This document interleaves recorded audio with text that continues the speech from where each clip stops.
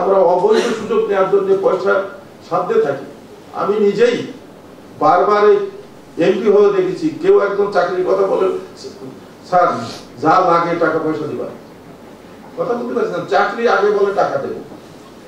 পাবলিককেও কিন্তু সিনসিয়ার হতে হবে।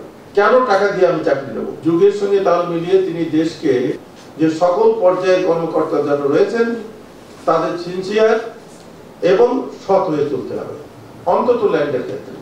এক্ষেত্রে প্রকৃত প্রস্তাবে যদি কোথাও কোনো ত্রুটি ঘটে এবং সেটা যদি প্রমাণিত হয়, সেখানে কিন্তু আমরা কঠিন আইনগত ব্যবস্থা গ্রহণ করবো, সেক্ষেত্রে আমরা ছাড় দেবো না।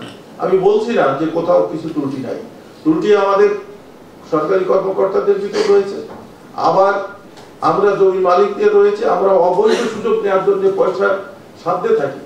আমি নিজেই বারবার এমপি হয়ে দেখেছি, কেউ একদম চাকরির কথা বলে স্যার যা লাগে টাকা পয়সা দিবা, কথা বলতে পারছেন, চাকরি আগে বলে টাকা দেব।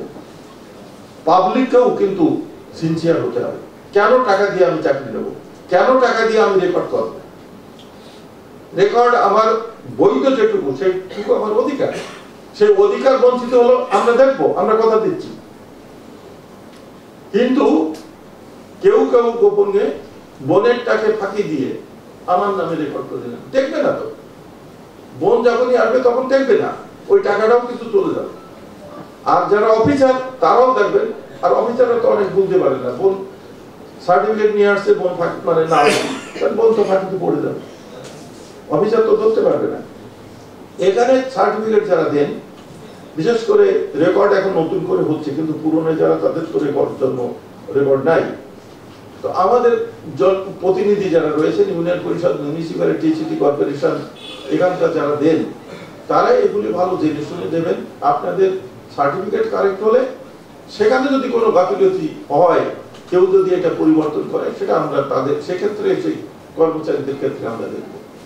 আমাদের সভাপতি মহোদয় যেটা বলেছেন সেটা আমি একেবারে অস্বীকার করছি না।